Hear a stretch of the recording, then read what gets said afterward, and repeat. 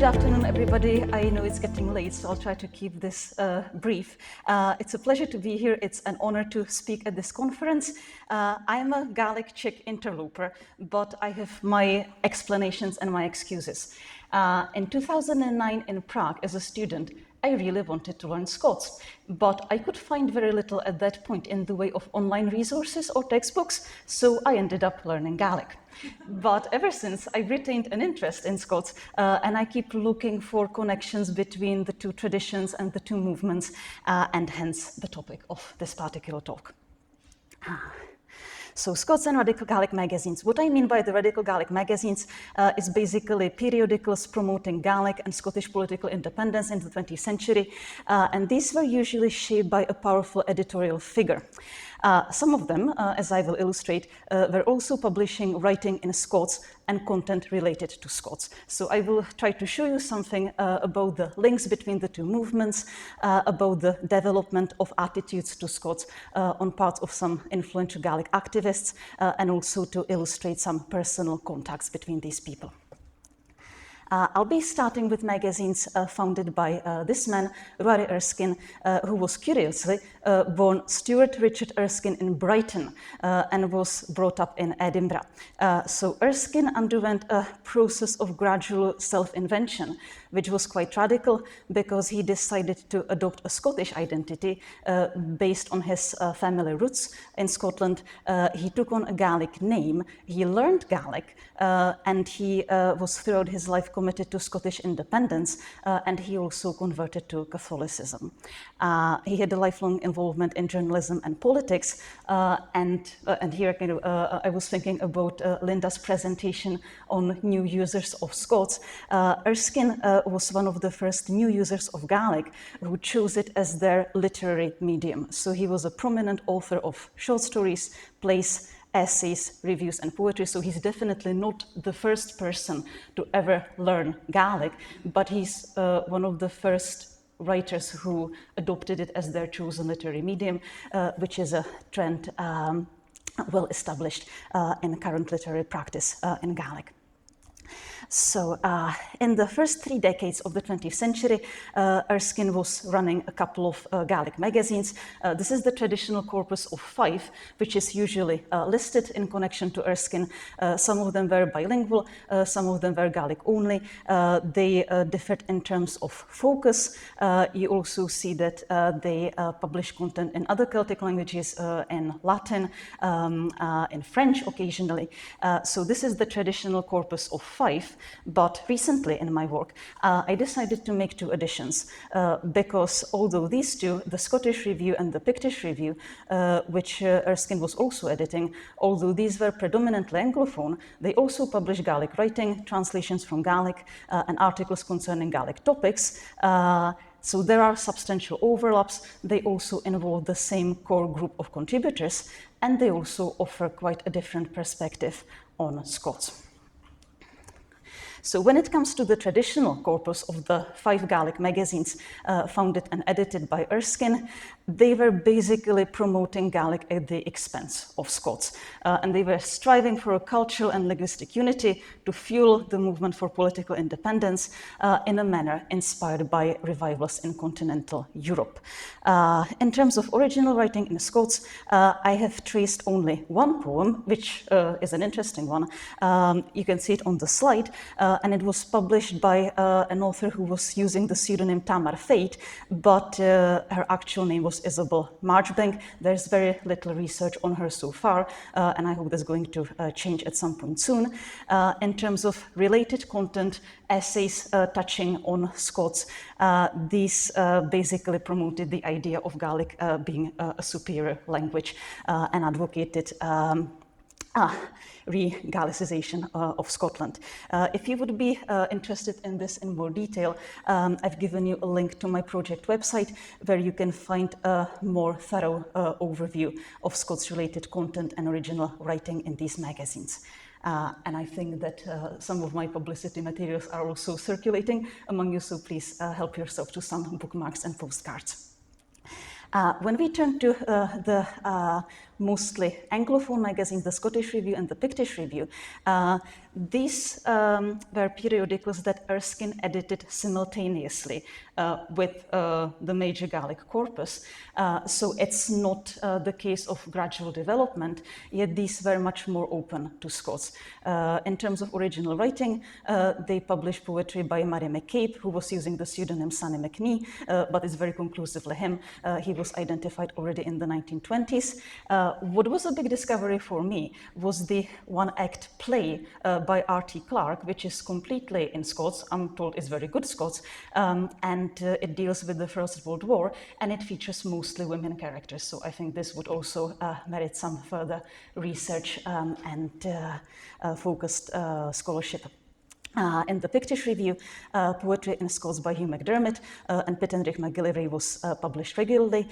In terms of related content, I've put on a reference to the essay on William Thom the Weaver, another Scots poet. So I would be quite curious to discover, like, you know, why these two strands, or why, while the attitude to Scots in the periodicals that were predominantly Gaelic were a bit dismissive, and at the same time, the same person was editing these two, and the attitude was much more open. I mentioned Hugh McDermott, and I think this merits more commentary because he was a very influential figure for Erskine in general. He published his symbolist Gaelic plays in the Scottish Chapbook. He devotes a separate chapter to Erskine in contemporary Scottish studies and mentions him quite frequently in other autobiographical works. He also had strong friendships with people who were involved in these magazines apart from Erskine, including Donald Sinclair and Leon Gillies. As I mentioned, he was a prominent contributor to the Pictish Review, and there's a lot of correspondence and proofs of personal contacts and visits between Grieve and Erskine over the years.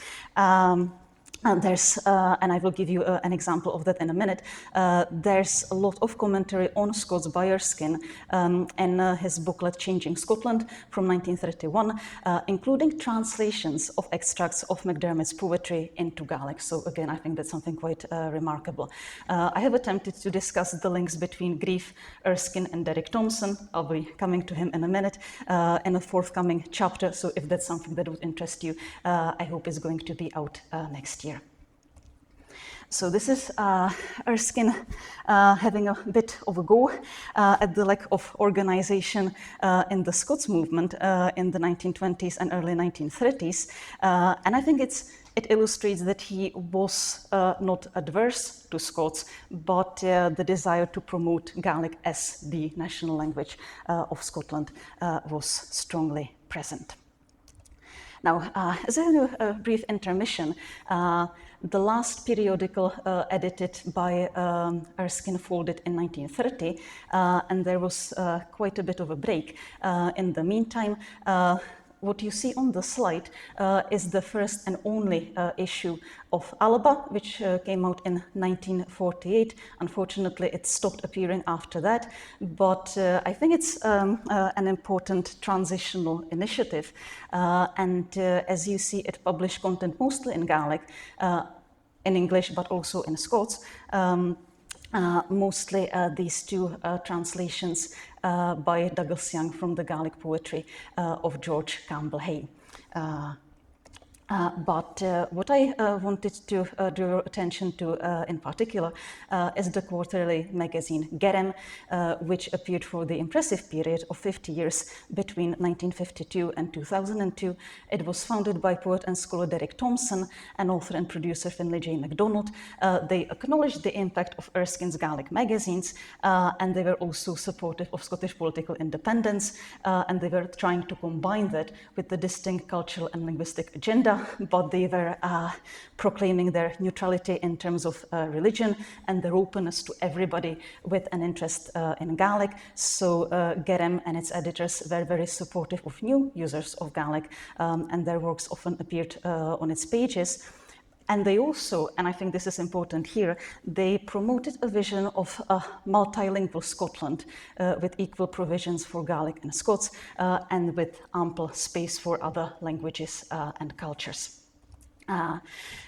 Just some examples of content related to Scots which appeared in Garam, and the editorials which were mostly written by Derek Thompson himself. Equal provisions for both languages were proposed, and over the years the Quarterly published an essay by Sorley MacLean on Hugh McDermott.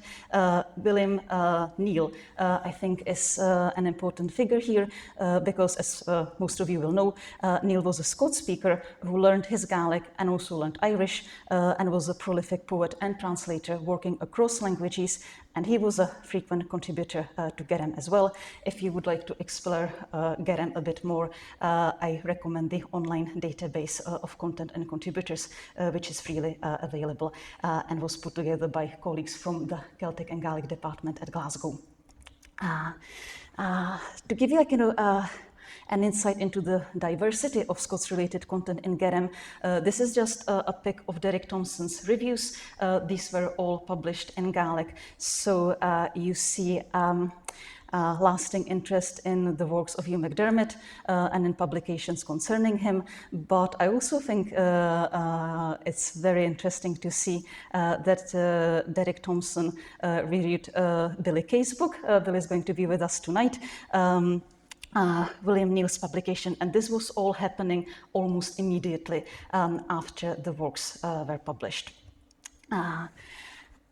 Garam also published the full version of the SNP Gaelic policy in 1978. I think it's a very interesting and important document, still relevant.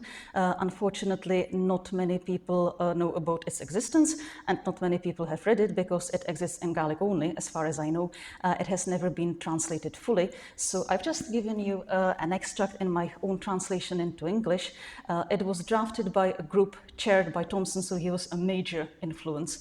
And it basically proposes equal provisions for both languages. So although it mostly deals with Gaelic, in the introduction it states it quite clearly that whatever is being proposed in Gaelic should be also considered for Scots, taking into account the situation and the special needs of both languages and their users. Thompson's interest in Scots also extended to translations. So when he edited and published through Garam Publications this collection of European poetry in Gaelic, it also featured some works of Scots poetry in Gaelic, including Thompson's own two versions of poems by Hugh McDermott. And he organized and facilitated a number of other publications, including the proceedings from the conference Gaelic and Scots in Harmony. This is now available in open access if you're interested, and a volume of translations of Gaelic poetry into Scots that was done by Derek McClure, but edited and facilitated by Derek Thompson. I wanted to make this admission because I very often we overlook the woman because of the man, and I've been guilty of that myself. And I think there's an interesting context to Derek Thompson's support of Scots because his lifelong partner and wife, Carol Thompson, née Galbraith, was acknowledged and celebrated as a Gaelic singer and dancer, but she was also a poet working in Scots. I've managed to locate two poems so far, included in the anthology The New Makars, edited by Tom Hubbard.